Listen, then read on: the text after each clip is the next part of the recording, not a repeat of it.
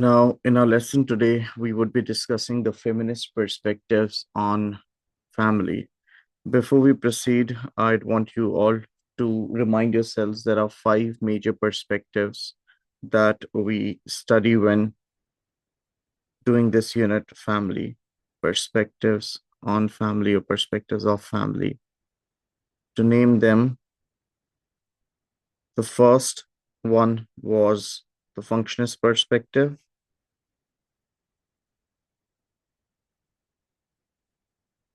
or functionalism. The second in line was the Marxist perspective.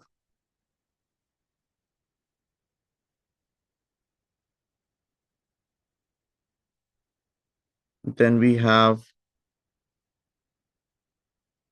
the New Right perspective.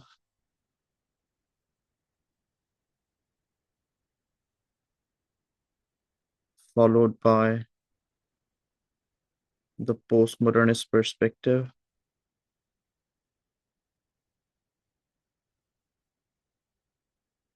And we additionally have the feminist perspective. I'll just put these down so that it's a little clearer for you. So we have the feminist perspective as well.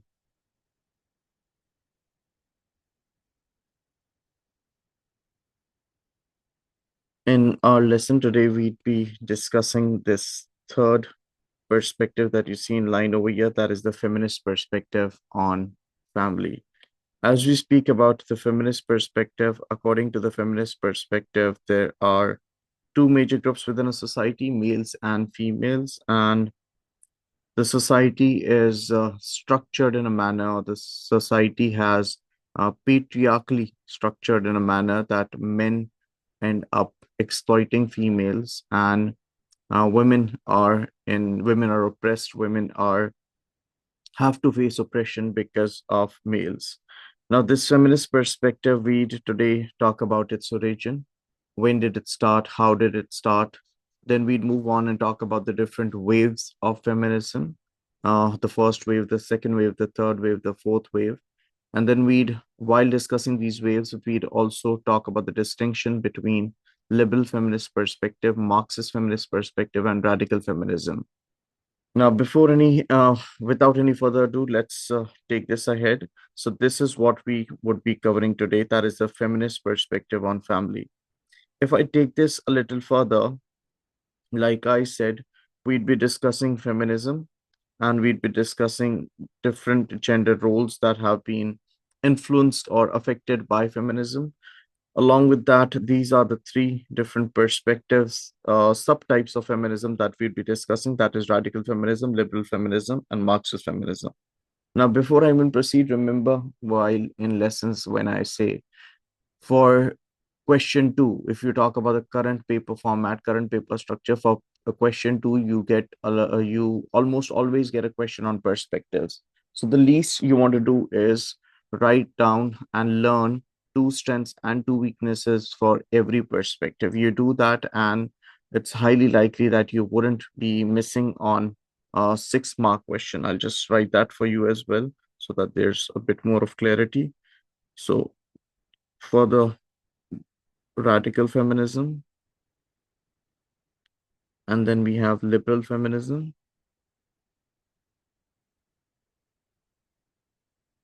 and we have Marxist feminism.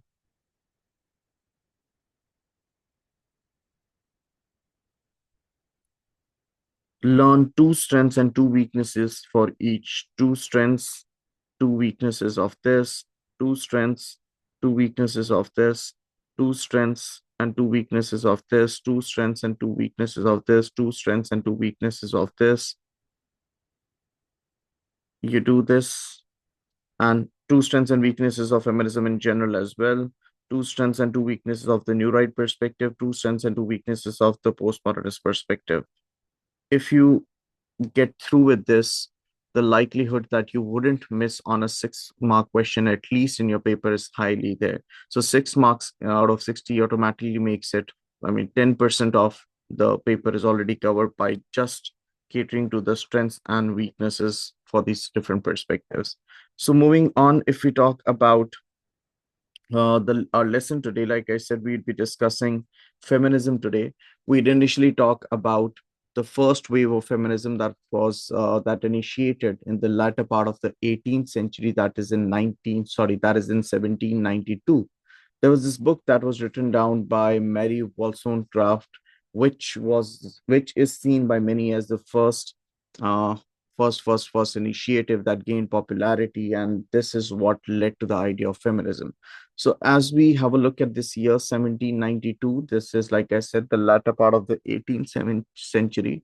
1792, 1892, 1992, and a couple of more, around 30 years more. So this is around, if you talk about this book, this is around 230 years ago, 230 years back.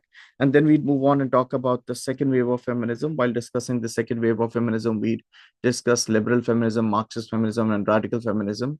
We'd move on and talk about the third wave of feminism that can again be put together through intersectional feminism and post-feminism. And the fourth wave is digital feminism.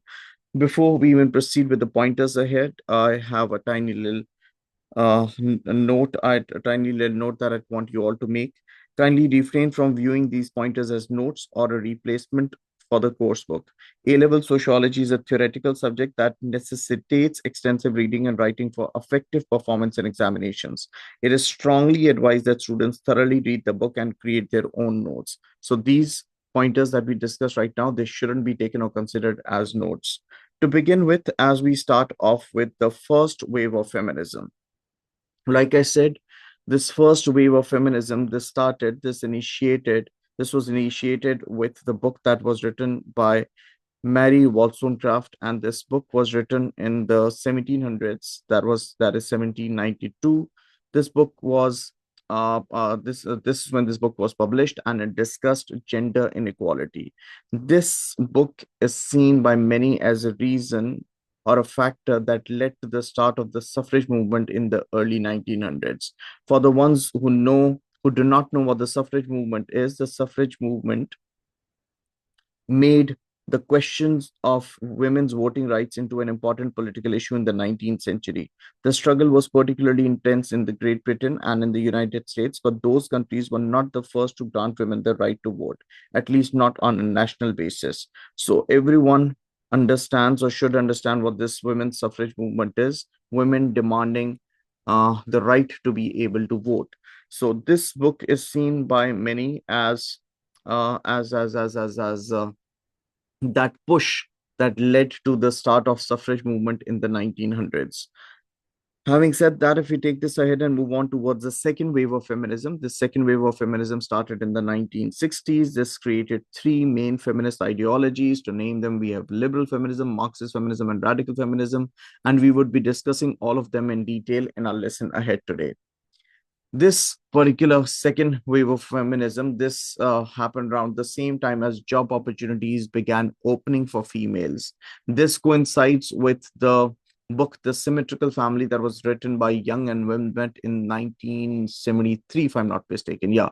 So this is the time when Wilmette and Young, they conducted their research in London, and in 1973 they published the book The Symmetrical Family, where they spoke about how there should be equality between husband and wife at home, how there should be integrated conjugal roles instead of segregated conjugal roles. For the ones who do not know, what does the word conjugal role mean over here? The word conjugal role refers to the roles that are performed by partners at home. So this time coincides with Wilmot and Young survey in the UK of conjugal roles becoming even between males and females. Then we move on and talk about another a wave of feminism, that is the third wave of feminism. This started in the late 1980s and 1990s, and this included intersectional feminism and post-feminism. So intersectional feminism and post-feminism, they can be seen as the third wave of feminism, and this was started in 1980s and 1990s. Do not miss on the timeline over here. Just see. In this case, if we speak about intersectional feminism, intersectional feminism, as the name suggests, where the concern was raised by many, but not all Black feminists, where they saw mainly women of color. This was initiated by mainly women of color, Black women who critique liberal feminists and radical feminists for being ethnocentric.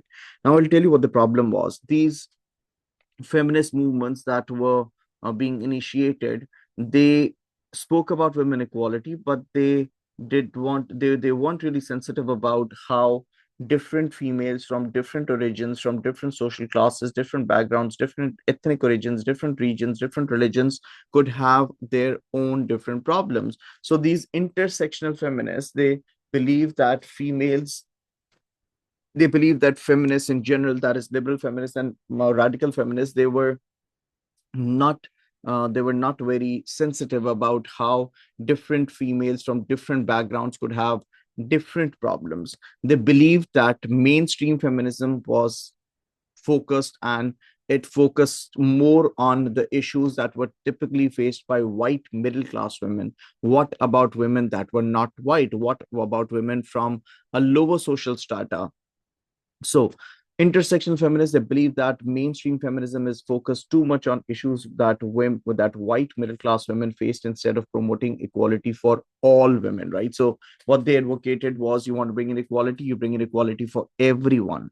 The next we'd speak about is post-feminism. And as we speak about post-feminism, this is as the name suggests, post feminism, or the idea that feminism had already done what it was expected to do, and it was believed by this very short-lived movement that females now no more required any more equality, because they felt that the equality that feminist movements were trying to seek was already achieved.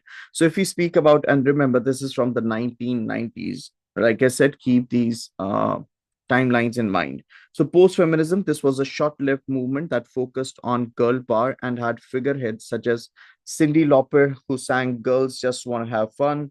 They believed in how women were living much better lives in comparison to the past, and hence there was no need for feminism. So, post feminists believed that women today, that is today, when I use the word today over here, you are talking about the 1990s, they believe that women today were living a much better life in comparison to the lives that women used to live back in the past. And they believe that there was no need for feminism. This movement was heavily critiqued for being overly simplistic and idealistic, as women being famous in the music industry did not mean there was equality for all women across board. They also did not focus on multicultural societies. Now, societies that are multicultural, where there are people from different cultural origins, when you use the term bringing equality for women, that means that doesn't necessarily have to be women from a particular social background, women from a particular social strata. When you're talking about bringing in equality for women in general, it better be in general, right? So this third wave of feminism that started in the late 1980s and 1990s, this included intersectional feminism, this included post-feminism, and this is a bit about what intersectional feminism is and how is it different from post-feminism. Having said that, if we quickly move on towards this fourth wave of feminism, this started in recent times. This is also referred to as digital feminism today, because of technological advancement, today because of technological advancement, because of globalization, because of internet, and the access people have to internet increasing with the day. This is considered to be, or this is seen to be, a relatively recent movement, and this is also referred to as digital feminism, right? So this fourth wave of feminism is also referred to as digital feminism. They make the use of the media in promoting equality, such as via the Me Too movement.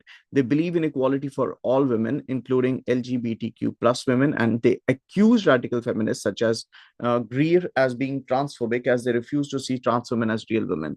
Now, you'd have to read through the book to understand this Greer's point of view.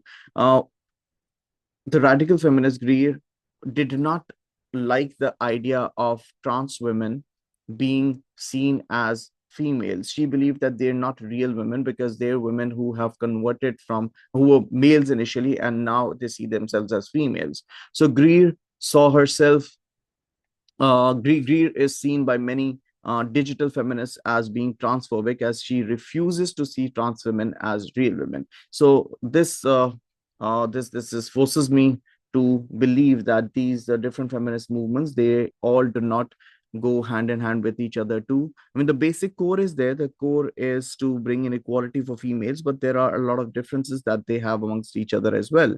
So the fourth wave of feminism, the last point here, they believe in tearing down the patriarchal ideology. Let me re-say that. They believe in tearing down the patriarchal ideology that affects men as well.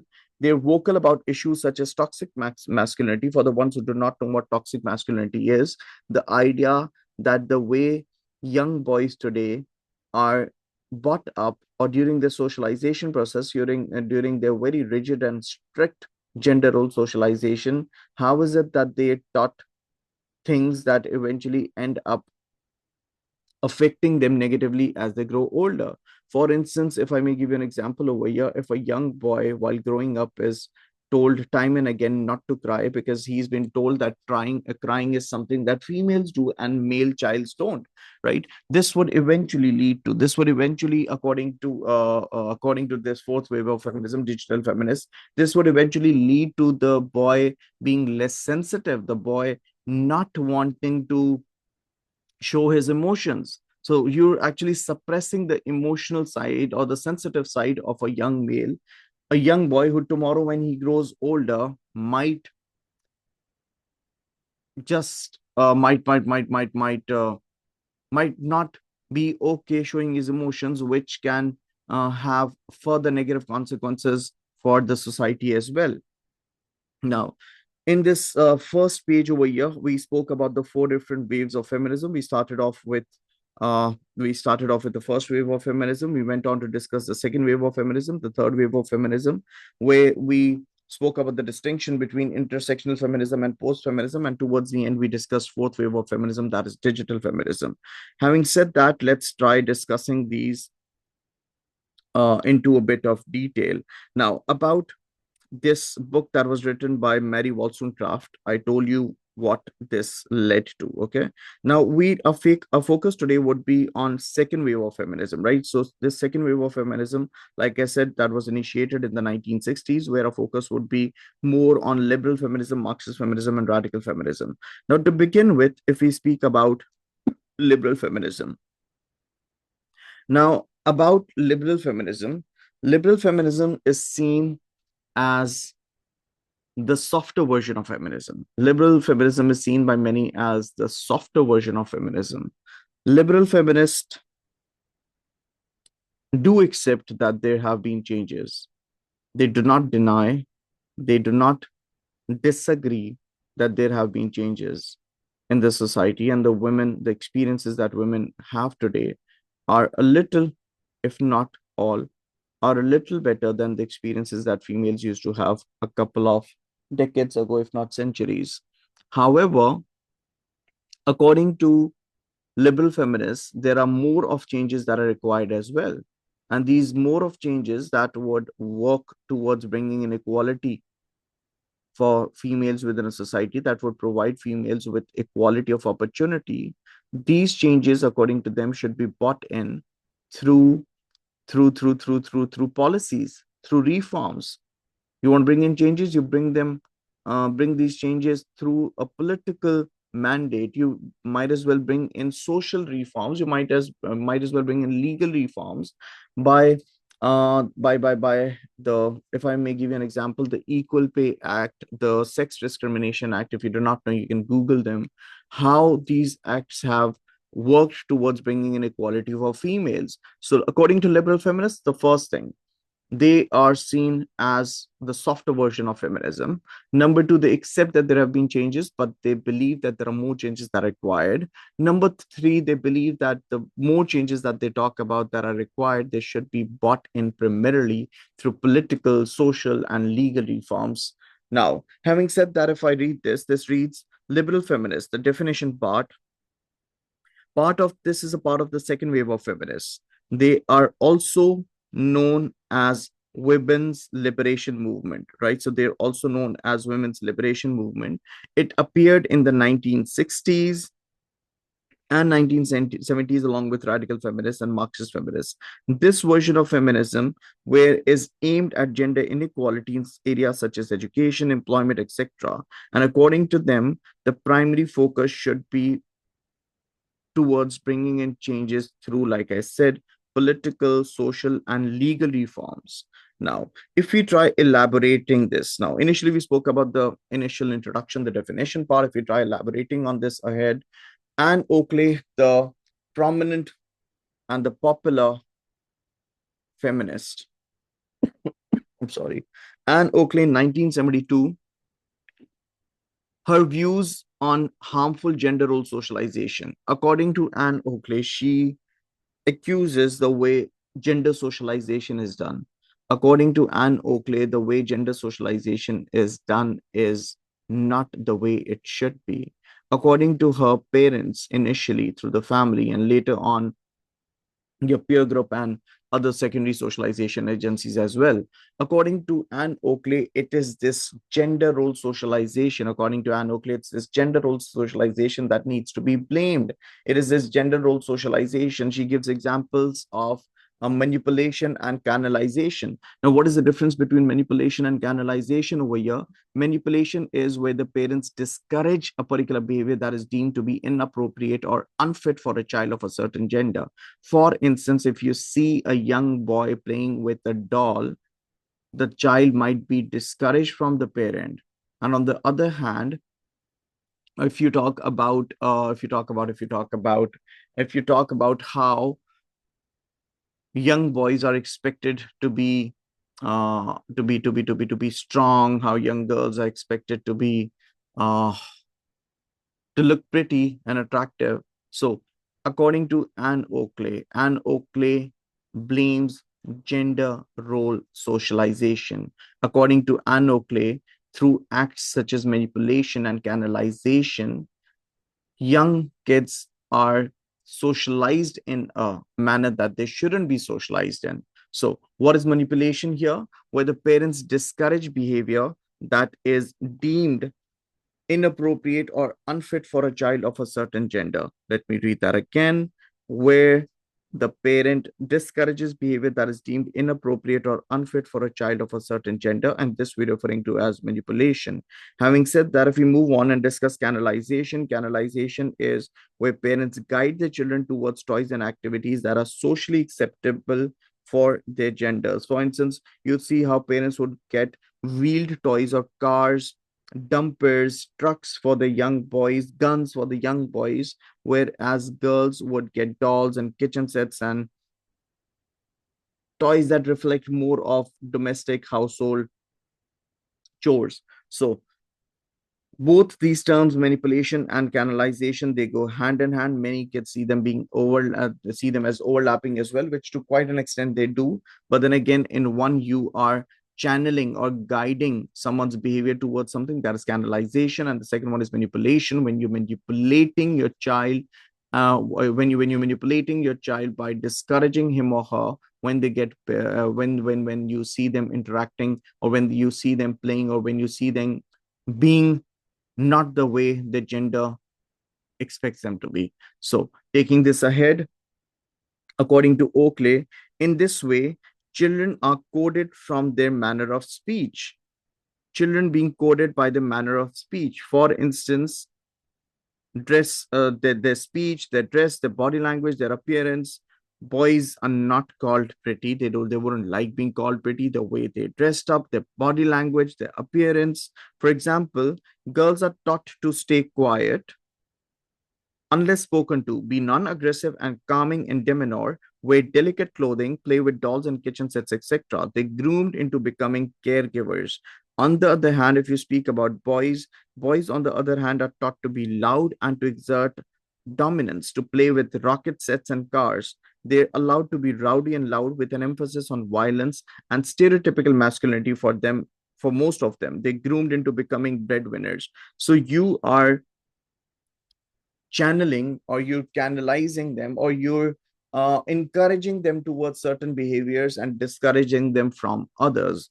Now, any deviation from the set of roles given to children of each gender are met with reprimands, with girls exhibiting boyish behavior seen as undesirable and boys exhibiting girlish behavior seen as unnatural. Many boys grow up hearing the term boys don't cry, for example. Now, you need to understand, I initially told you what liberal feminist perspective is, and then I went on and I picked up a key thinker, and then I'm just explaining you what this key thinker, what this liberal feminist Anne Oakley in 1972 had to say about how gender role socialization is the actual culprit here. Now, taking this ahead, it is believed that after spending a childhood being maneuvered towards a specific role to play, as adults, it is hard to leave these patterns of behavior behind, and they end up ingrained in people. Therefore, these ways of thinking last well into adulthood and impact the next generation of children as well. This creates a cycle which encourages stereotypical gender socialization. So you are socialized by your parents, your gender role socialization has been done by your parents. Tomorrow, as you have kids of your own, you would end up doing the same with your kids. So according to the liberal feminist Anne Oakley, this is where the problem begins. This is where the problem originates from. Now, these were examples of primary socialization. Hand in hand with primary socialization, we could also discuss secondary socialization. And while discussing secondary socialization, if we talk about how the education system, when kids go to school, the education system reinforces these gender role socialization that began at home, how through the media reinforces the gender role socialization that initially began at home. So for secondary socialization and education systems reinforce stereotypes in the form of pushing men towards STEM and women towards arts and literature.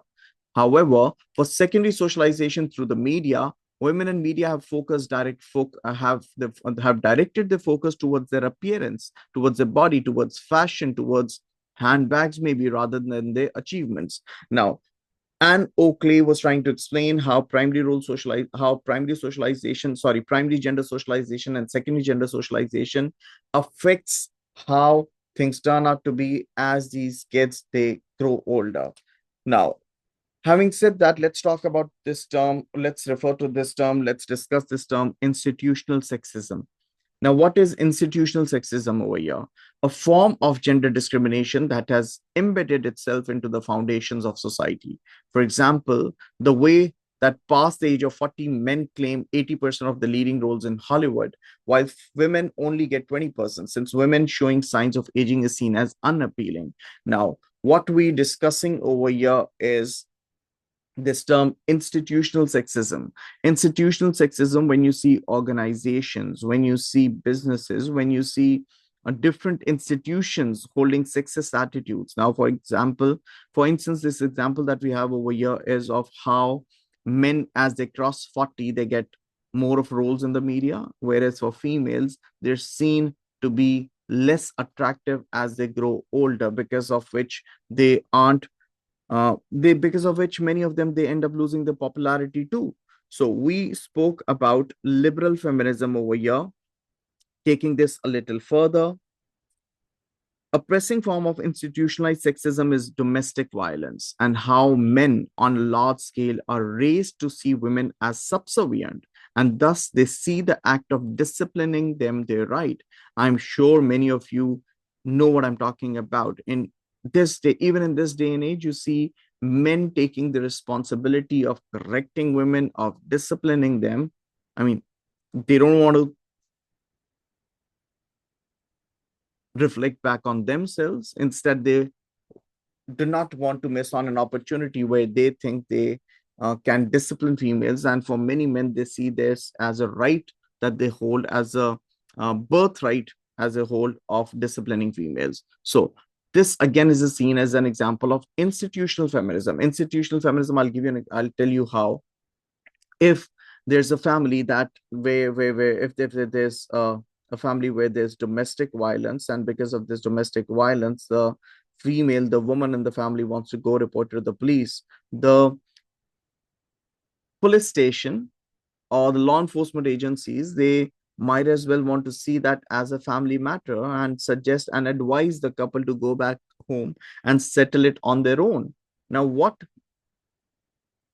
Oakley is trying to explain over here is that's because your these institutions, even the police, they she sees them as being sexist. This she sees and she refers to the term institutionalized sexism. So, a pressing form of institutionalized sexism is domestic violence, and how men on a large scale are raised to see women as subservient, and thus they see the act of disciplining them their own right.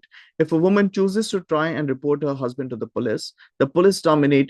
male dominated police force would try and stay out of family matter. Domestic violence is not taken seriously in judicial courts as well. So this could be used as another example that Miss Oakley is trying to pinpoint at. Judicial courts, them she sees them being affected with institutional sexism as well. So domestic violence is not taken seriously in judicial courts either. As most lawyers and judges are male, the media takes the side of the men with the implication that the women are asking for it.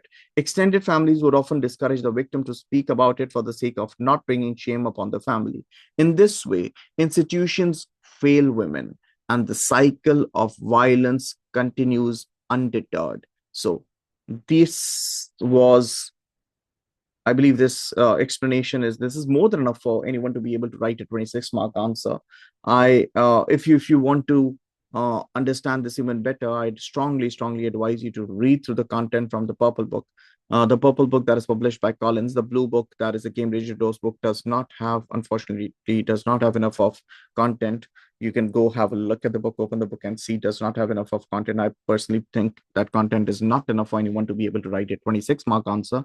However, the Purple Book published by Collins, the study book, the student book as it's referred to by many, that book has a lot of detail. And I think that book has a lot more detail than it should have. Maybe, I mean, if you want to write a 26 mark answer, it's more than enough. So yeah, but nonetheless, give it a read. It's a good read that would enhance your knowledge on this particular subject matter a lot.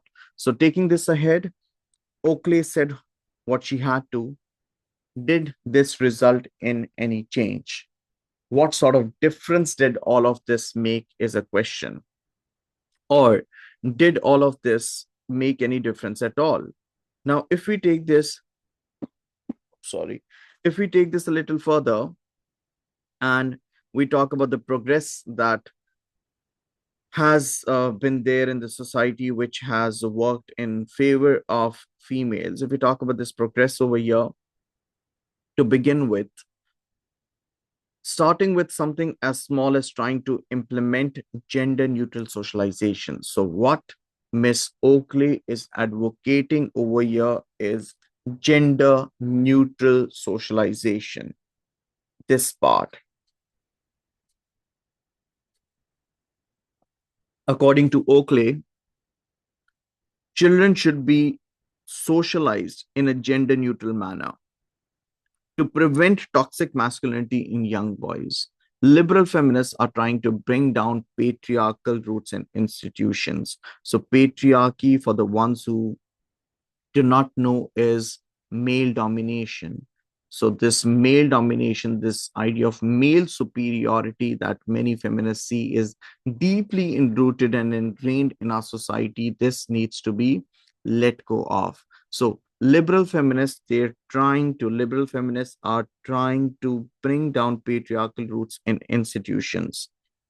Now, taking this ahead, the next thing, due to pressure from the findings of feminists, educational systems, especially in more industrialized countries, have removed any gender based qualifications that are required to study at school or universities.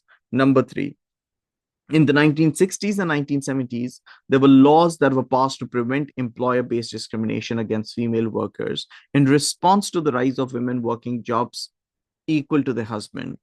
Number four, the term gender quake. Now, I have been seeing this in classes earlier as well.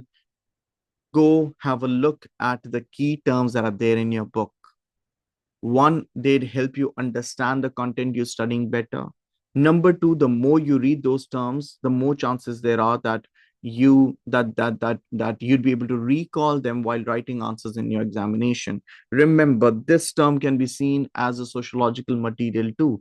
It does not necessarily have to be a name, and I've said this more often than I should. So the genderquake experience. Now, what does the word genderquake over here mean? An earthquake. You know what an earthquake is? Likewise, when you use the word genderquake, the genderquake experience or the independence women have gained in terms of marriage, being more likely to initiate divorce, being more likely to initiate divorce than past generations,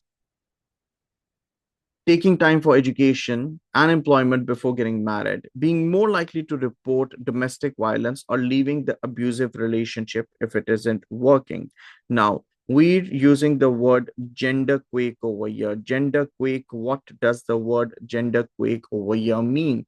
Like I said, when you use the word gender quake, this refers to a shift, this refers to a significant shift in gender roles, the expectations, the identities, this that females have experienced. This has often been driven by many cultural, economic, and even political changes. If you talk about the origin of this term genderquake was initiated, was coined by Helen Wilkinson. If you guys want, you might as well just write it down. I'll just write it down for you. So this was initiated by Helen Wilkinson in 1994. She argued that women's increasing participation in education and the workforce was leading to a profound transformation in gender relationship. Now, what were the key aspects over here? Like we read them before: economic independence of females, changing attitudes that younger generations had in a society, the declining influence of patriarchy, which gender fluidity, and not that this idea of gender quick has not faced any criticism too. They have been criticized by many other feminists that this gender quake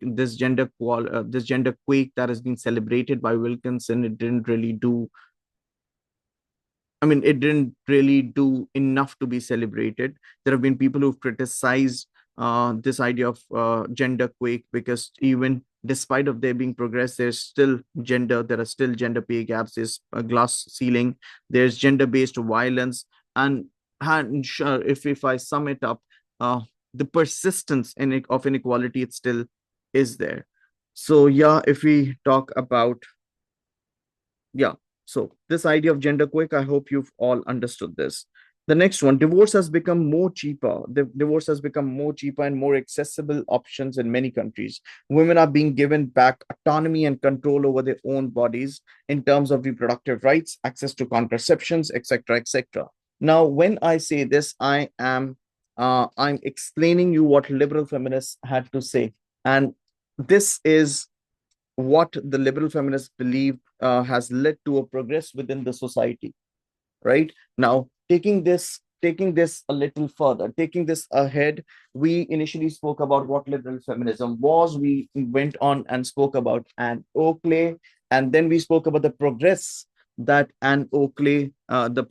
liberal feminists claim that they have bought in within the society. Now, having said that, let's move on and evaluate this. Let's evaluate liberal feminism.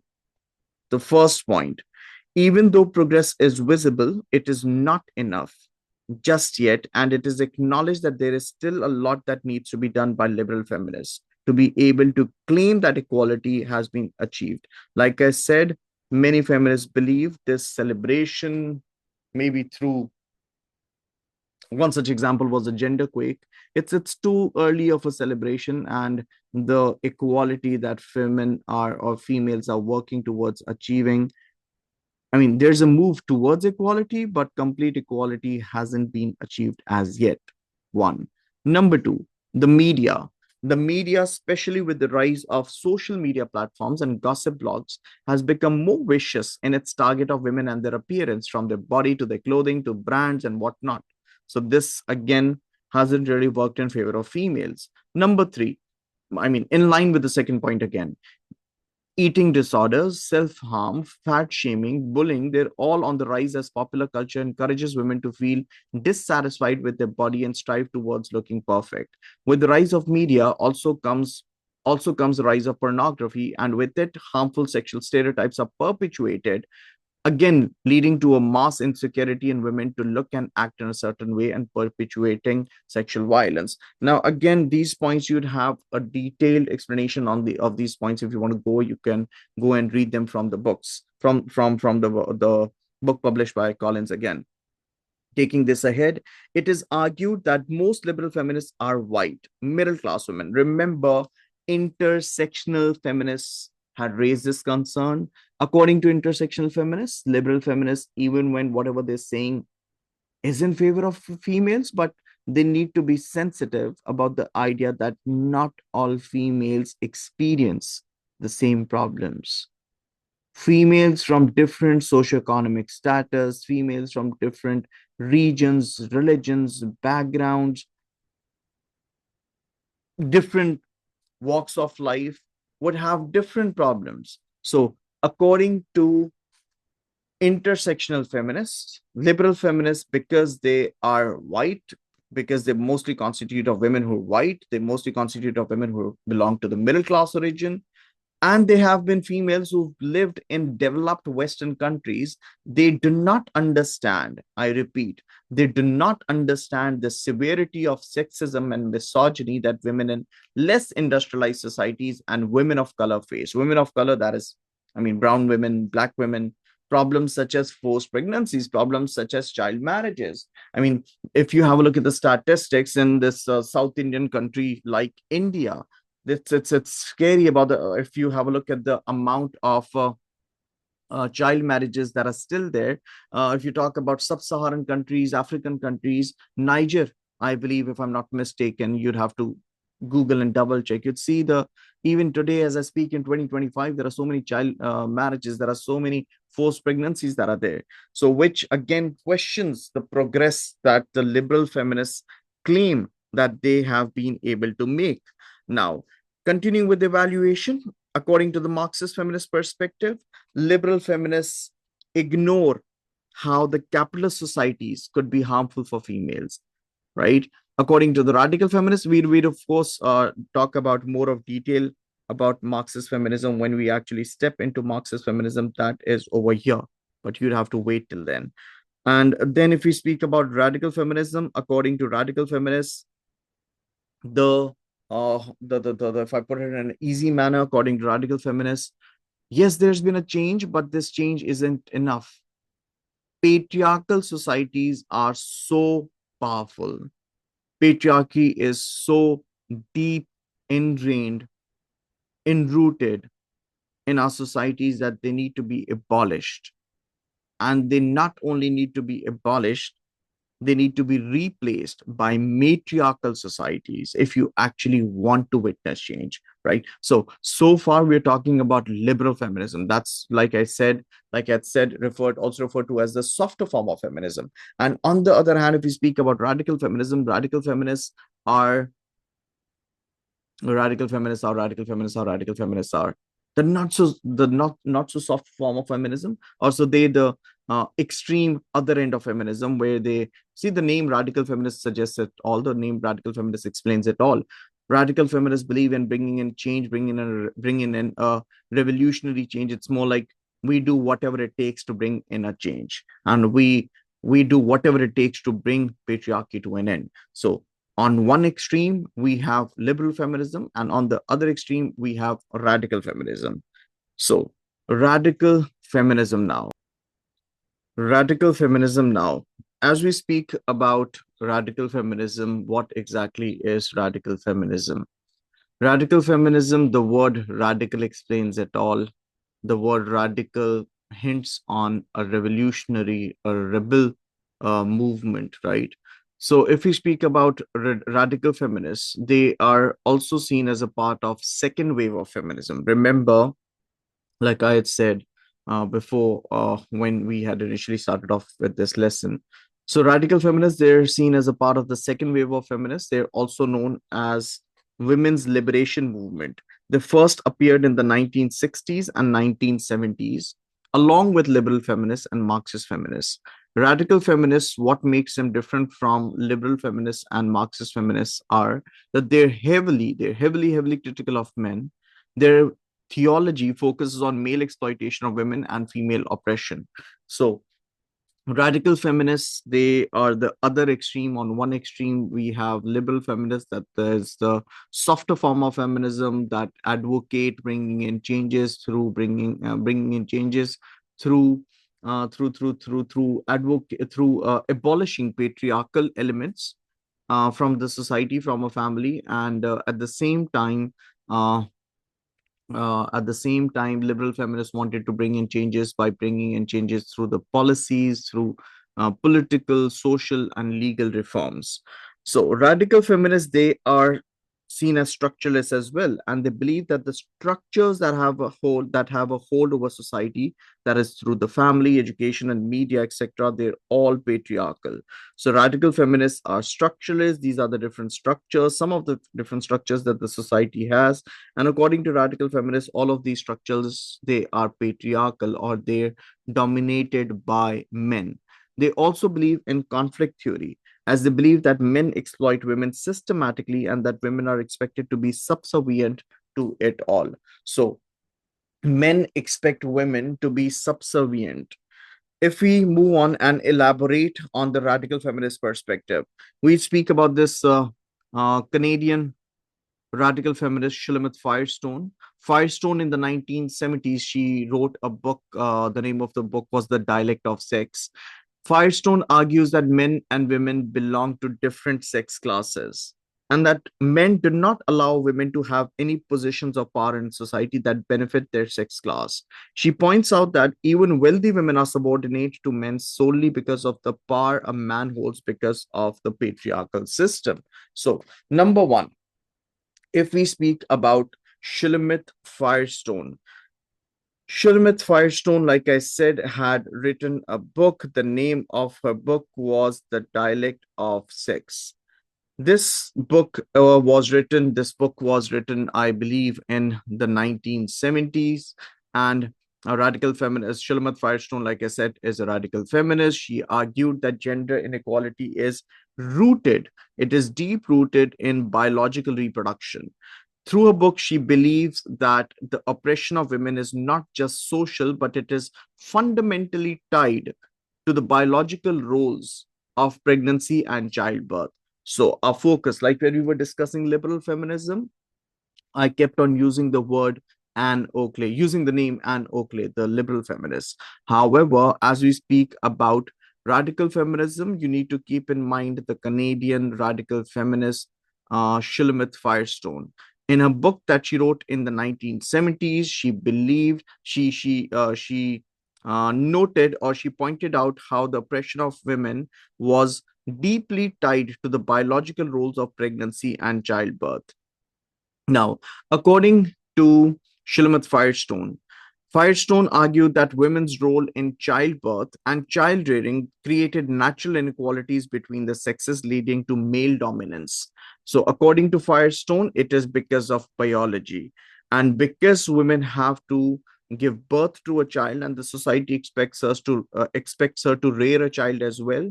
This leads to inequalities, or this leads to inequalities between both the sexes, that is males and females, which consequently leads to the biological division of labor, which make women dependent on men for their economic as well as their social survival. According to Firestone, women can experience liberation, or women can step out of all of this exploitation and oppression by the usage of technology. She believes that technology can be and should be used as a means of liberation. She proposed that artificial reproduction could free women from the constraints of childbirth. By removing biological differences in reproduction, women could achieve the true equality within society. Now, Shulamit Firestone has been very critical of a nuclear family. She sees nuclear family as a tool of oppression. She believes that nuclear family reinforces traditional gender roles. She has advocated collective child rearing as well. According to her, children should not be raised by their biological parents, and instead she advocates collective child rearing and alternative family structures to reduce gender-based hierarchies within a society. Now, according to Shilamit Firestone, through a book, The Dialect of Sex, she claims I believe, yeah, wait. So she compared women's oppression to the social class struggle that is advocated by Marxists, arguing that just as workers were exploited in a system of sex based oppression. So, in a capitalist system, the workers, that is, proletariats, are exploited according to the Marxist perspective. According to the feminist perspective, according to this radical feminist Shulamit Firestone, likewise, in a family, a woman has to or is bound to experience oppression. Now, not that she hasn't been criticized for her ideas. Shulmat Firestone has been criticized as well. She's been criticized for overemphasizing on the role that biology could play.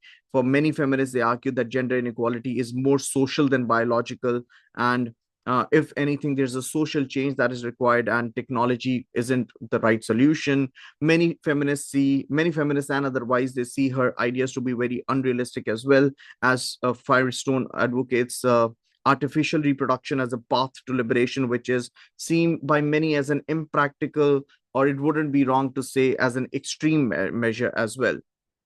And at the same time, we cannot let go of the point that was raised by intersectional feminists, because even Shulamit Firestone has not been seen considering differences in terms of race, ethnicity, class, region, religion, or other factors that shape women's experiences differently. So, having said that, let's move on and discuss this elaboration point over here. Part over here. Firestone argues that men and women belong to different sex classes, and that men do not allow women to have any positions of power in society that benefit the sex class. She points out that even wealthy women are subordinate to men solely because of the power a man holds because of patriarchy. They focus on how the nuclear family works in the benefit of the husband, and how they possess economic and social power as well as authority. Meanwhile, the wife raises the children and takes care of the house and has little say in what goes on. I'm sorry. Remember when I said, according to Firestone, she saw nuclear family as a tool of oppression. As a tool of oppression, she felt like nuclear families reinforce traditional gender roles that are against females.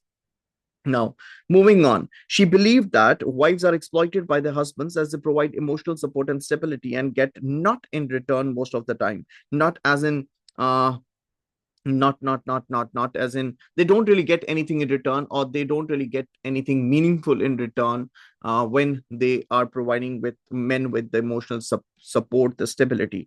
Radical feminists also argue that women are happier unmarried, as proven by the higher number of divorces initiated by females. If you have a look at the statistics, you'd see that most of the females in the more developed parts of the world, you'd see them being initiated by women. So if there are more divorces being initiated by females, that reflects uh, a general dissatisfaction out of marriage, and that in a marriage, where did it go, a woman may have to suffer through physical and sexual abuse or sexual abuse. When she's unmarried, she would be happier. Says who? Says Firestone.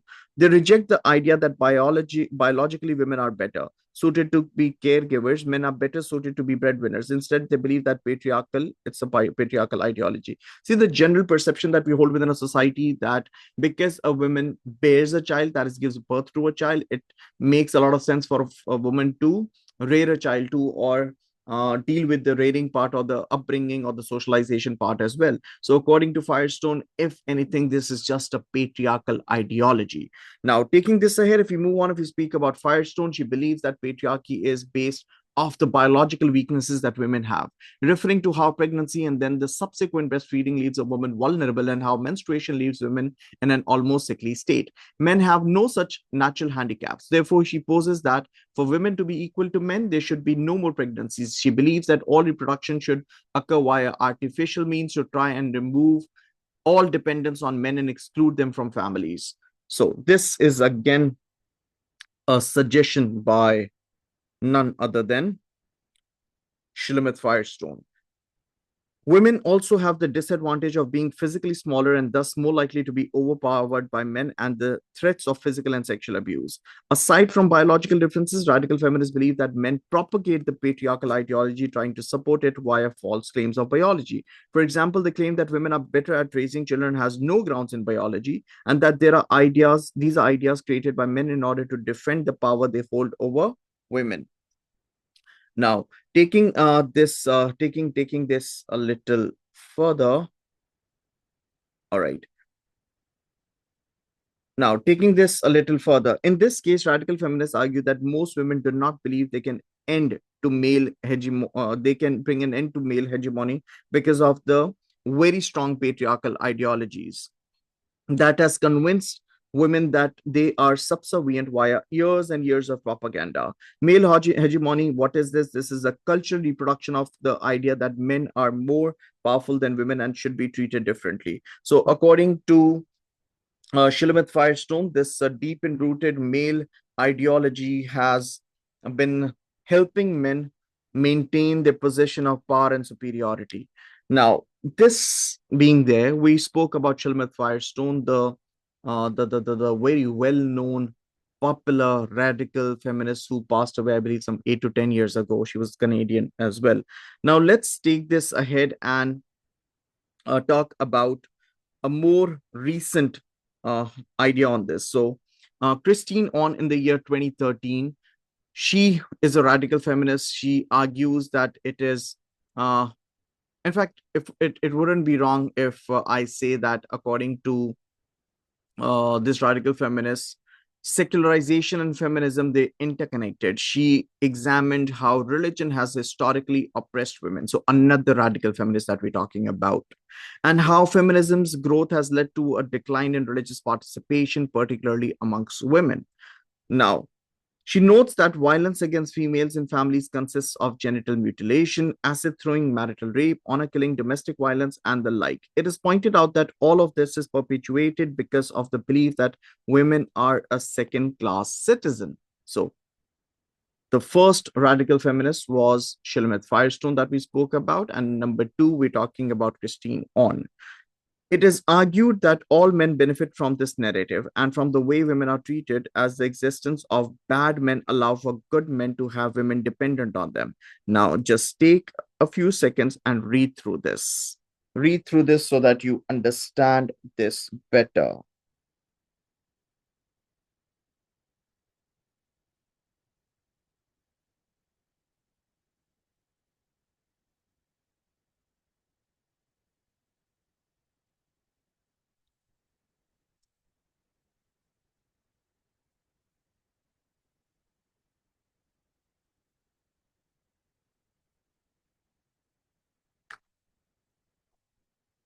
Now, I'd like to assume you've read this.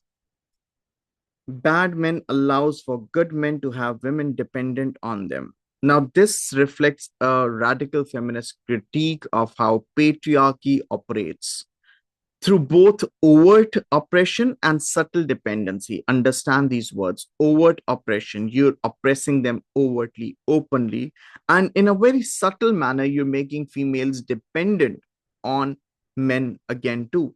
This idea suggests that the existence of violent, abusive, or oppressive men that we're referring to as bad men, violent, oppressive, abusive men, they end up creating a social environment where women feel vulnerable, and when they feel vulnerable, this leads to them relying on good men for protection, for support, and this thereby reinforces gender inequality.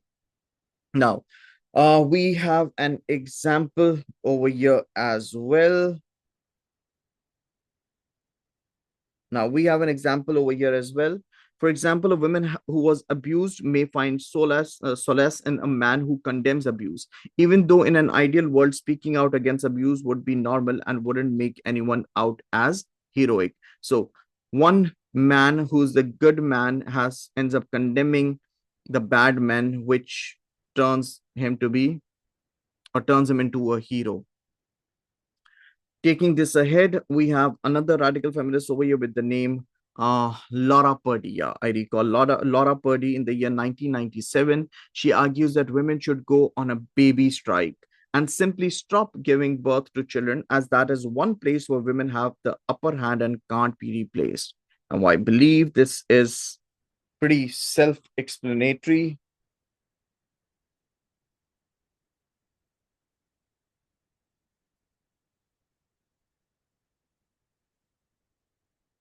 Now, taking this ahead, if we move on and if we speak about separationists, who are the separationists, or they'd be better referred to as separationist radical feminism. Just pick up another color.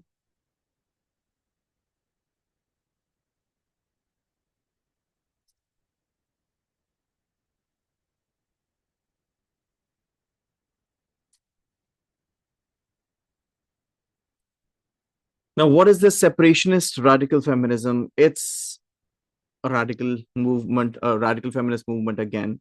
What do they advocate? They advocate for the separation of women from men to escape patriarchal oppression. Yes, you heard me right. Separationist radical feminists advocate for the separation of women from men to be able to escape patriarchal oppression. Separationists believe that men as a class cannot or will not change, and therefore, women must remove themselves from male dominated institutions, male dominated relationships, and all male dominated spaces. Having said that, separationists believe women should set up a separate society for themselves, following the ideals of the Greek Amazonians. Now, Greek Amazonians, you might as well want to Google this. Who Greek Amazonians? They were legendary warrior women. This is a Greek mythology, and in this Greek myth, when you talk about Greek Amazonians, you're referring to the warrior females. They depicted as the fierce fighters who lived in a matriarchal society. They rejected all traditional female roles in a Greek culture. So they were warriors, they believed in a matriarchal society, and they battled against Greek heroes. So, yeah, taking this ahead, separationists believe women should set up a separate society for themselves following the ideals of the Greek Amazonians, which was a famous myth surrounding a large group of women who lived away from all and any men in a matriarchal and a matrifocal society. In a matriarchal and a matrifocal society. Now, what is the difference between matriarchal and matrifocal society? Typically typically we use the word matriarchal. But as we speak about the difference between the term matriarchal and matrifocal, matriarchal or matriarchy, it's a social system where women hold primary power. This primary power could be in terms of politics, economy, or even social control. So these societies are often the opposite of matriarchies. The name suggests it's all patriarchy, where there is male dominance, compared to matriarchy, where there is female dominance. So matriarchal societies are the societies where females are powerful, where females hold political, economic, as well as social power.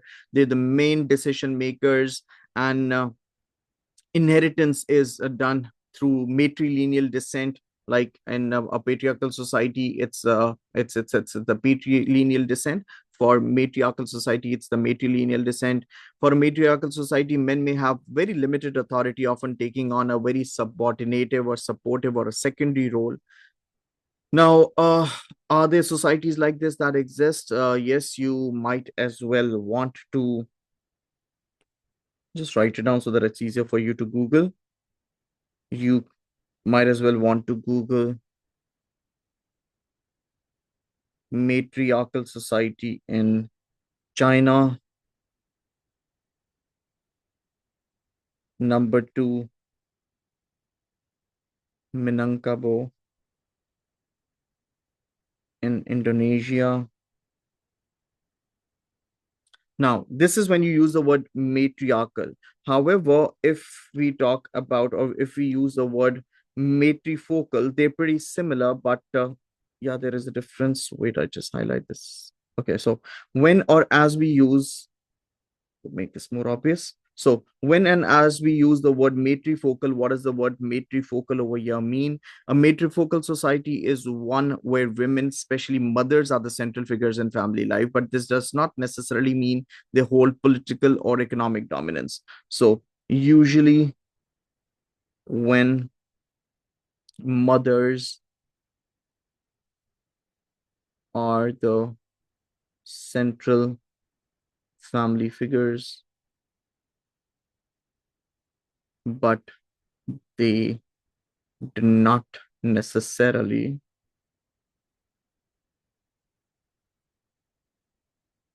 hold political or economic dominance. Whereas for matriarchal, let me see if I have enough of space. I just write this down as well. But for matriarchal, when you use the word matriarchal, where a matriarchal society or a social system would be a better word. Pick up another color. So you could say a social system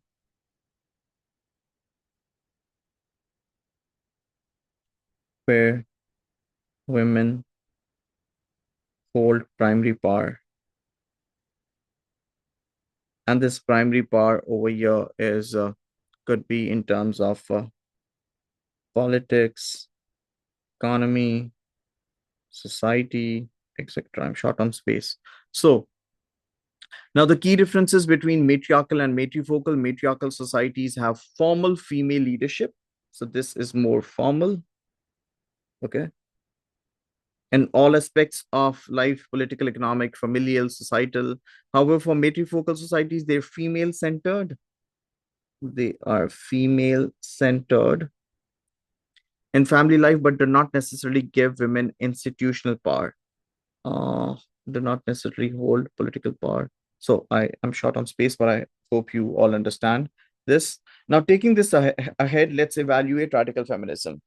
The view fails to account for recent socioeconomic changes. So recently, there have been a lot of changes which radical feminists seem to be ignoring, and ignoring deliberate ignorance or ignorance otherwise. But there are many feminists who have criticized radical feminists for their views. Such some of the ideas advocated by radical feminism, such as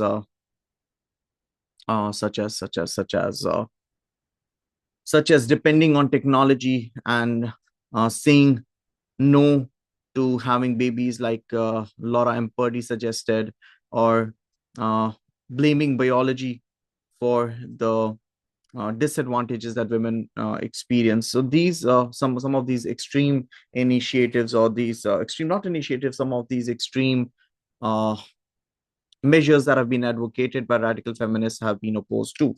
So their view fails to account for recent socioeconomic changes, such as the use of divorce for women to escape unhappy or abusive marriages. Women are no longer trapped at large in places without the ability to escape. Jennifer Somerville argues that we're discussing all of this under the heading of evaluation. I hope you can see this. So this is what I'm talking about.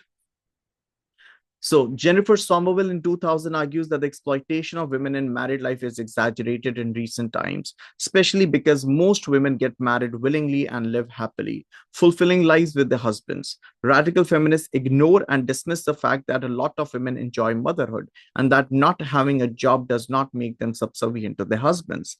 There is nothing wrong with wanting marriage or biological children, as many modern day feminists argue.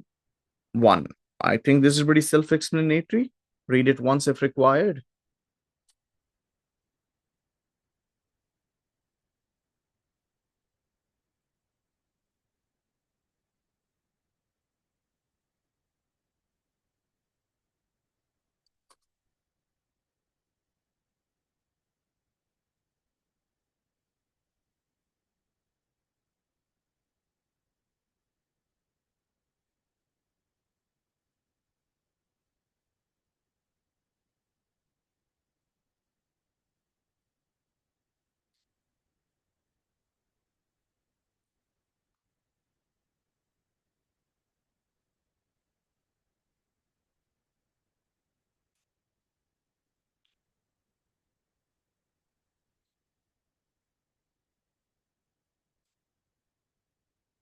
Now, moving on, number two, radical feminists focus on nuclear families. The way, what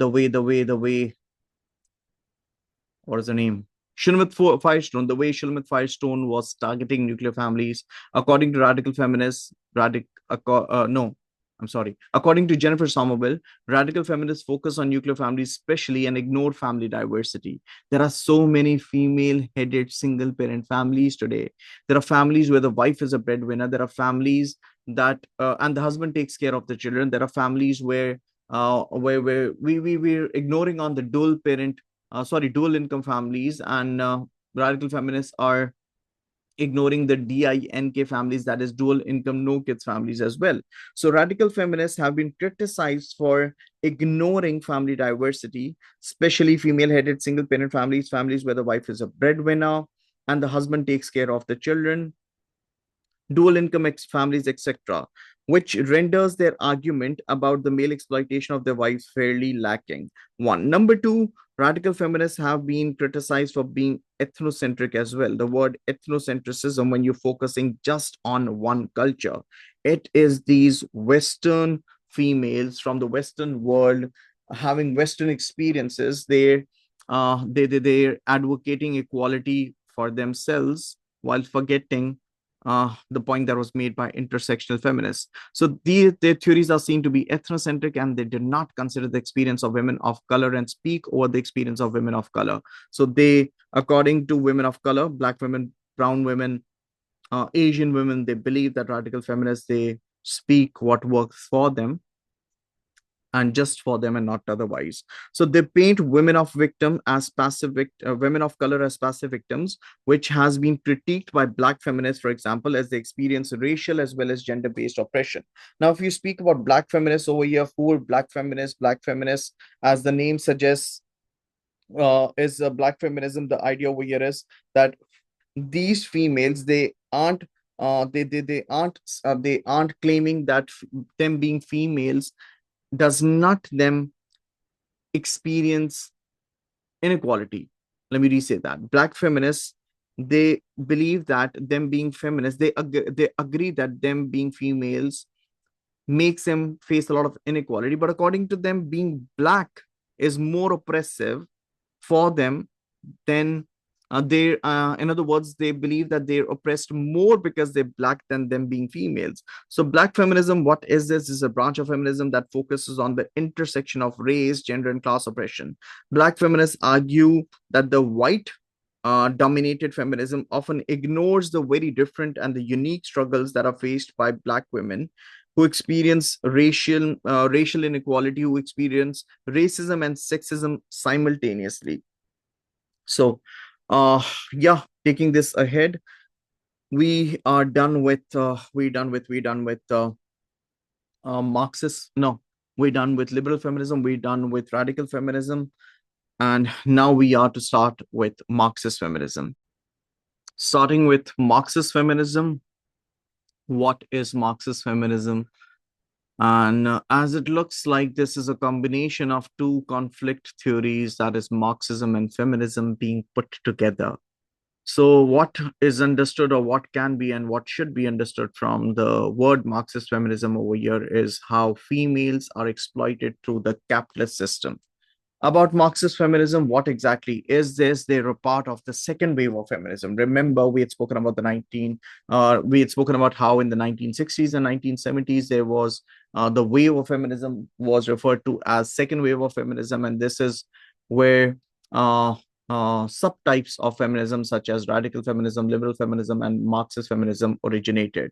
So they're seen as a part of the second wave of feminism, also known as the women's liberation movement. They first appeared in the 1960s and 1970s along with liberal feminists and radical feminists.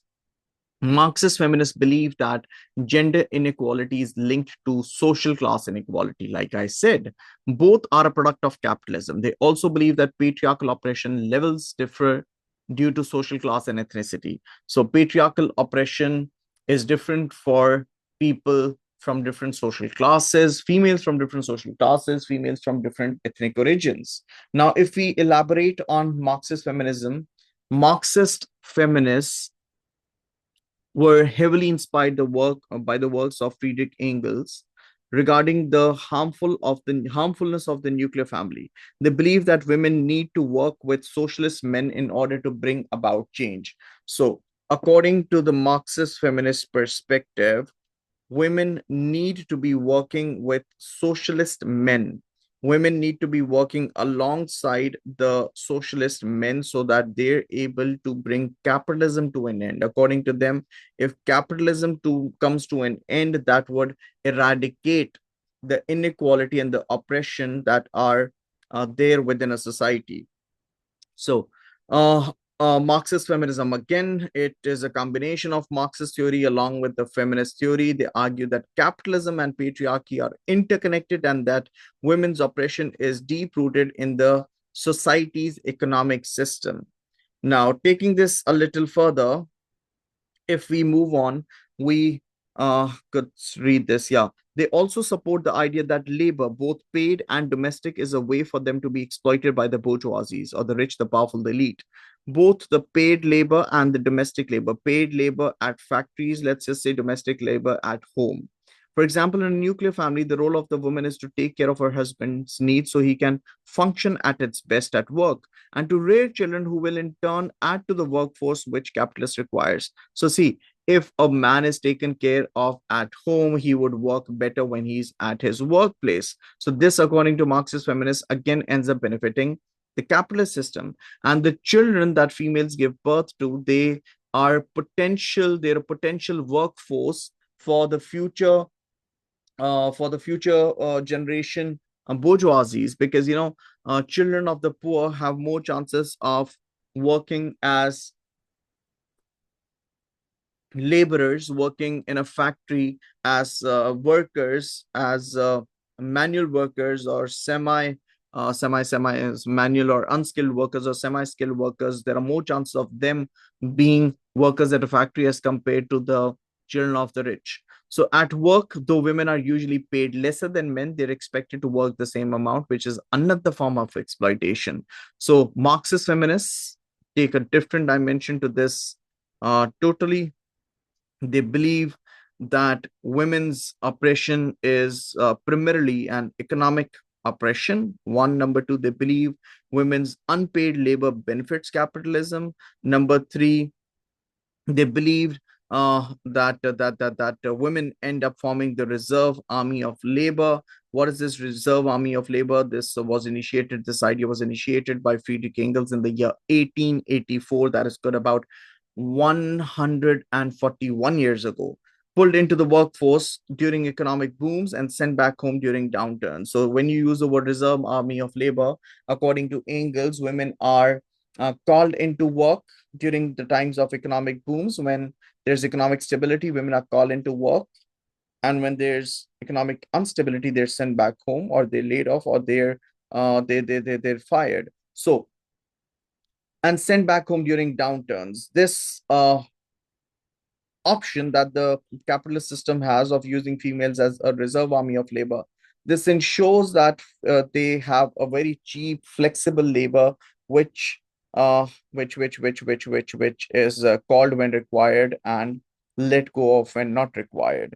So the possible solution to all of these problems, according to the Marxist feminist perspective, is abolishing capitalism, bringing capitalism to an end. According to Marxist feminists, bring capitalism to an end, and the problems would be there, would not be there anymore. So taking this ahead, if we talk about Fran Ansley points that capitalism has stripped men of their dignity at work. Now, if you talk about a male worker, factory worker who's working at home, experiencing alienation, does whatever he or she has been, or I'm sorry, does whatever he has been asked to do.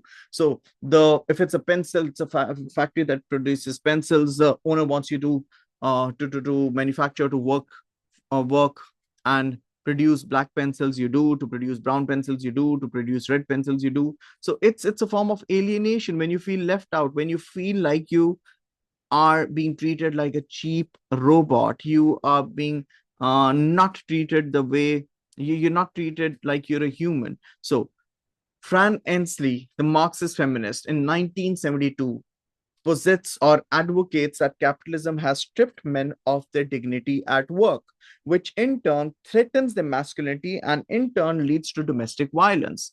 Hence, wives act as a net for the husband, so he does not express frustration at work. There's a cycle of a man being yelled at by his boss due to something small, for example, then internalizing that anger because he can't take it out on his boss. When he goes back home, he's given the outlet for his rage, that is his wife and his children. In this way, this rage is not pent up the following day at work, as the woman takes up the brunt of it all. So according to Fran Ansley, men in this capitalist system, working class men in this capitalist system, men or the proletariat men, they're stripped of their dignity at work, which consequently leads to frustration. When these men they go back home, they get an opportunity to take out this frustration on their spouses, on women or their wives, which again prepares them to come back for work the next day while they're not frustrated anymore, so that they are no more a threat to the capitalist system. In the same vein, it is posited that men remain docile at work because they have a family at home and they cannot afford to lose their job. Now, this reminds me of another Marxist feminist with the name Margaret Benston. Margaret Benston, again in the year 1972, claims that women's domestic work no, wait. Yeah. According to Margaret Benston, a married man loses his bargaining power at work. According to Margaret Benston, a married man loses his bargaining power at work. So when I say a married man loses his power at work, because a married man is aware that he cannot afford to lose his job, he takes whatever comes his way through the capitalist system. There are days when he feels helpless. There are days when he's scolded. There are days when he's shouted at. There are days when he's yelled upon. But then the man, a proletariat working class man just accepts it all because he knows for a fact that he cannot risk his job. So in the same way, it is presented that men remain docile at work because they have a family at home and cannot afford to lose their job, turning women into another form of safety net for capitalist system. Essentially, though married men want to protest against their treatment, they cannot, due to wanting to ensure the stability of their wife and child or children, the economic stability, the financial stability, because a man, even when deep down inside he wants to protest, he does not want to continue working anymore, but he chooses not to. He chooses not to because he knows for a fact that he cannot afford to let go of this job. So this was a point put forward by Margaret Benston. Margaret Benston additionally claimed how women's domestic work reproduces the next generation of workers. This we had written down over here as well. I might as well just write this name down if in just in case you're interested. So Margaret Benston in the year 1972. Yeah. So women's domestic work reproduces the next generation of workers at no cost to the capitalist system. Why no cost to the capitalist system? Because when a child is young and is dependent, it is his own family that takes care of all the financial and other needs. As soon as the working class boy has turned into a man, turned into an adult, and is independent enough, the capitalist system would hire him and just pay him enough to maintain him. And this vicious cycle continues. So, taking this ahead, we spoke about Margaret Benston, we spoke about Fran Ansley, we spoke about Friedrich Engels. Let's evaluate the Marxist feminist perspective here. And the first point, they view the family as a way of capitalists to flourish more and do not consider the emotional and social needs that a family deals. Now, yes, quite a lot of what the Marxist feminists claimed does make sense, but they cannot just ignore that family is only, and they cannot just claim that family is only an institution that benefits the rich, the powerful, the elite. The Marxist feminists, they view the family as a way for capitalism to flourish more, and they do not consider the emotional and social needs that a family deals with, or the satisfaction that comes with having a family of your own. People may choose to start a family due to their own needs and wants and find having a family very fulfilling and not I mean, I'm sure you'd want to agree to this. No one starts a family with the intention of benefiting the capitalist system. So, yeah, like we had discussed this earlier when we were discussing the Marxist view, the purely Marxist view on family, when we had spoken about Ally Zeretsky, how he saw family as an ideological conditioning device. That made sense. Yes, at the same time, uh, uh, Althusser makes sense when he refers to ISA, but not everyone starts off with a family with the intention of merely benefiting the capitalist system. One. Number two, radical feminists continue to criticize Marxist feminism. So radical feminists continue to criticize Marxist feminism. They argue that patriarchy predates capitalism. According to radical feminism, patriarchy has always been there. Capitalism is an economic system that started, what, 100, 200 years ago? But according to radical feminists, this capitalism, this patriarchy, this has been there since forever. So the second point that we have over here, radical feminists argue that patriarchy predates capitalism and that the treatment of women is similar in both socialist and communist societies. Remember when Marxist feminists claimed that if you bring capitalism to an end, patriarchy would end too. Radical feminists choose to disagree to this. They believe that the treatment of women is similar in both socialist and communist societies. Therefore, capitalism may not be the root cause of female oppression. As radical feminists argue, it could be the patriarchy. So, according to radical feminists, if there is anyone or anything to blame, it is men, it is patriarchal ideology and not the capitalist system. The focus on the nuclear family makes their beliefs outdated due to an extensive family diversity. In modern in modern times in same-sex families, for example, the idea of distinctive female and male operation would become blurred, which also makes Marxist theory not representative of all families. So another way through which this Marxist feminist perspective has been targeted today with the pass of time, we see, especially in the western parts of the world, that there's been an increasing amount of family diversity today. So this increasing amount of family diversity is not catered to by the Marxist feminists. Marxist feminists, you'd see their theories revolving around a typical conventional nuclear family. So this is another point of criticism that could be raised. The third point now, industrialization plays a role in perpetuating sexism as argued by Walby in 1990 and a triple systems theory. Now for this, we need to understand what this triple systems theory is. A triple systems theory is a feminist theory of patriarchy that is associated with Walby, which argues that there are three crucial influences on a woman's experience of inequality and oppression. Number one, gender. Number two, social class. Number three, ethnicity. I'll give you a couple of seconds. I'll give you 10 seconds to maybe read through this on your own so that you understand what this is saying.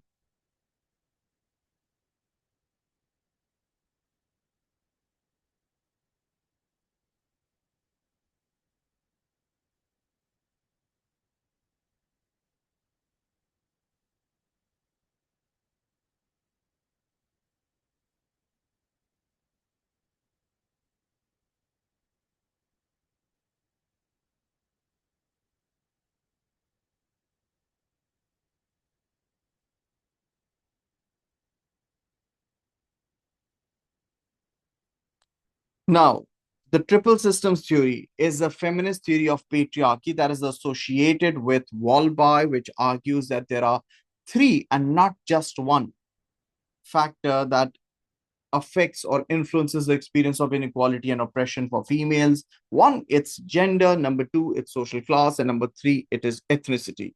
Having said that, the third point, industrialization plays a role in perpetuating sexism, as argued by Walby and a triple systems theory. She theorizes that social systems do perpetuate the patriarchy both at home and in the public, with underlying discrimination on the basis of social class and ethnicity as well.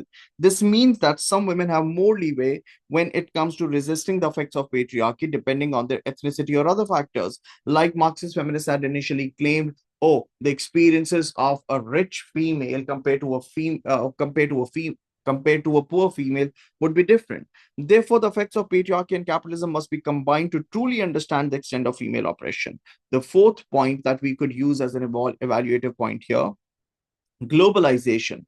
Globalization is also seen as a factor which affects female discrimination, where patriarchal oppression means different things to people across the world. Now, globalization.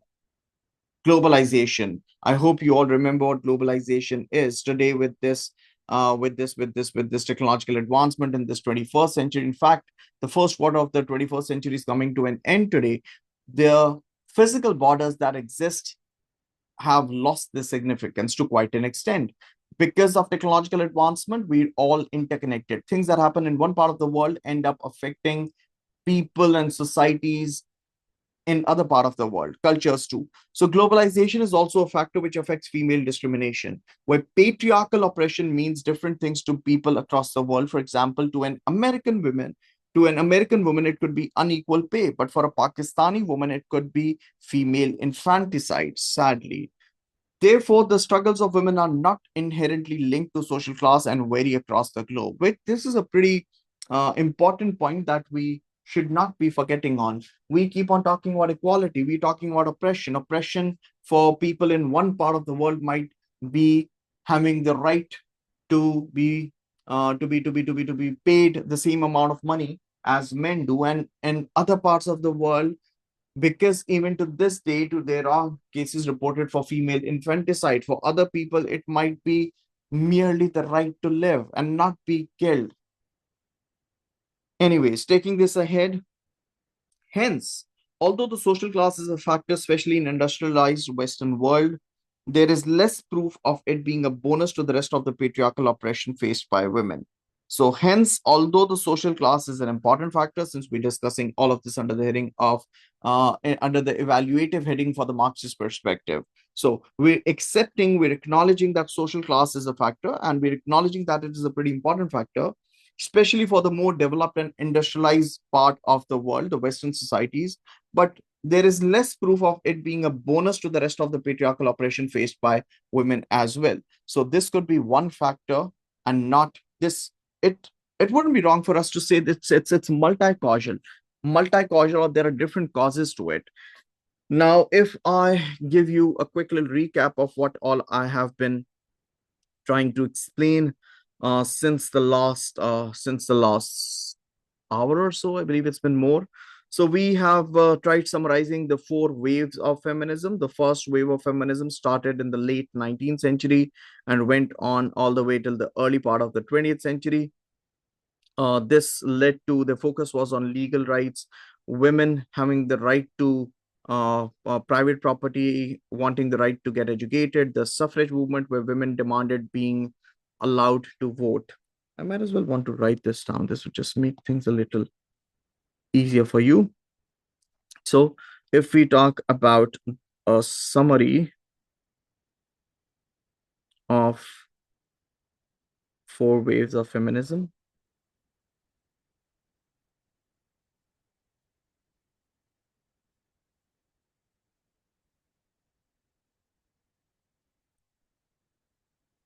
the first wave, like I said, it started in late 19th century,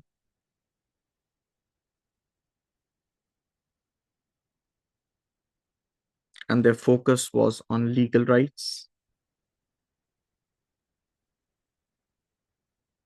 through the suffrage movement, private property, right to buy private property, education, or the right to protect their property. If I talk about the second wave, went on from 1960s to 1980s. We spoke about liberal feminism here. We spoke about radical feminism here. We spoke about Marxist feminism here.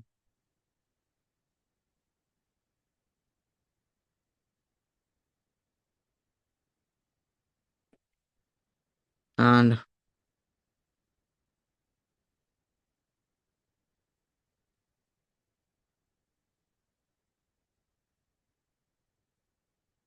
Over here, the focus was on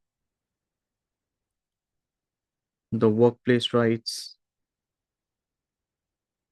not to forget the reproductive rights,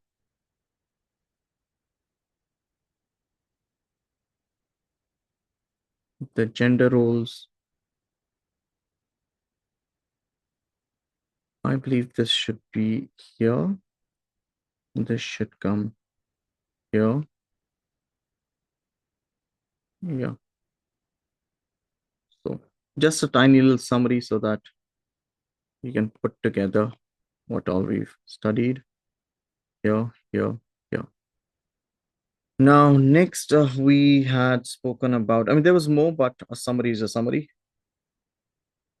Then we spoke about the third wave, which we had initially discussed, gained popularity during 1990s, went to 2010s, and over here we spoke about intersectionality, the idea that different females have different experiences, the idea of sex positivity, also referred to as pop culture feminism.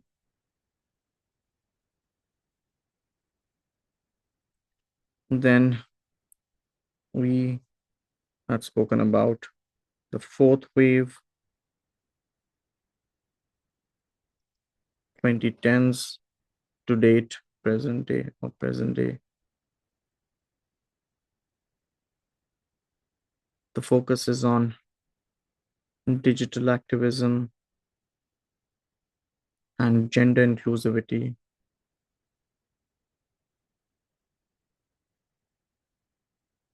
So we have spoken about the first wave, the second wave, the third wave, and the fourth wave. Yes, yeah.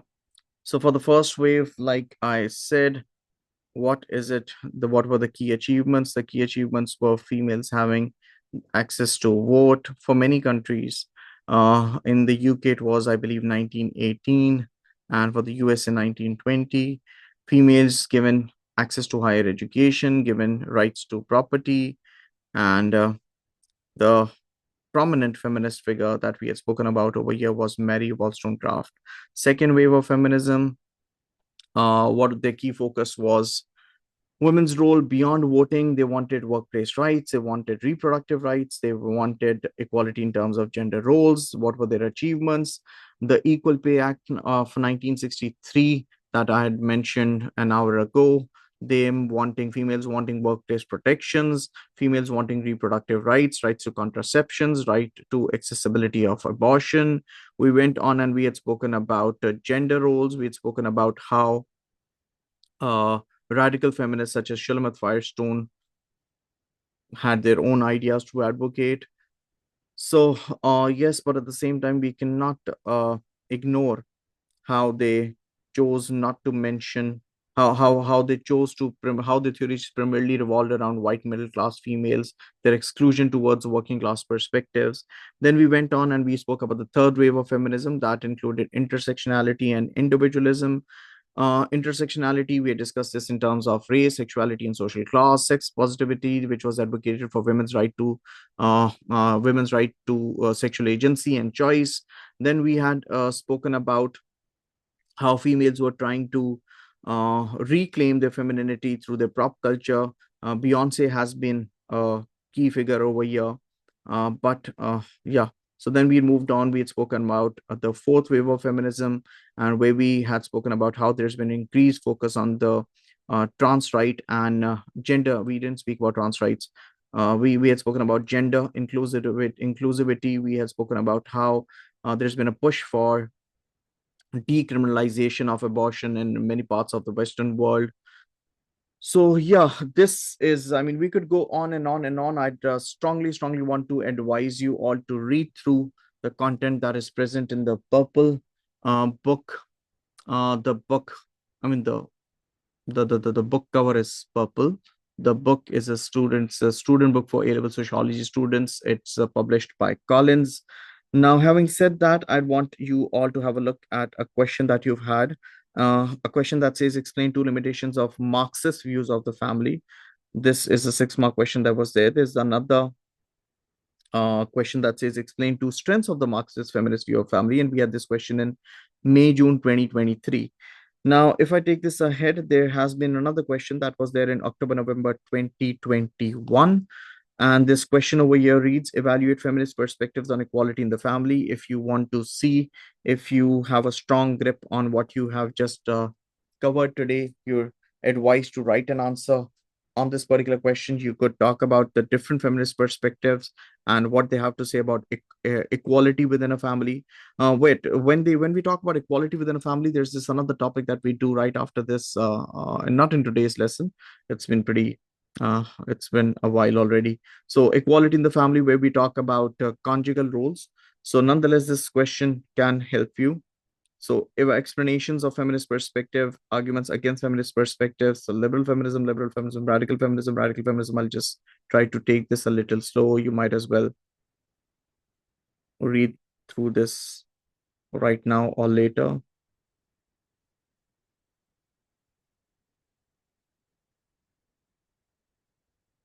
Remember, all of this is indicative content. When we use the word indicative content, we mean you can write this, but you're not supposed to only write this. There's more that you could bring in over here as well. So all of this is indicative content. This is another page, and this can help you revise your concepts on feminism real well. A few, do you see the name over here?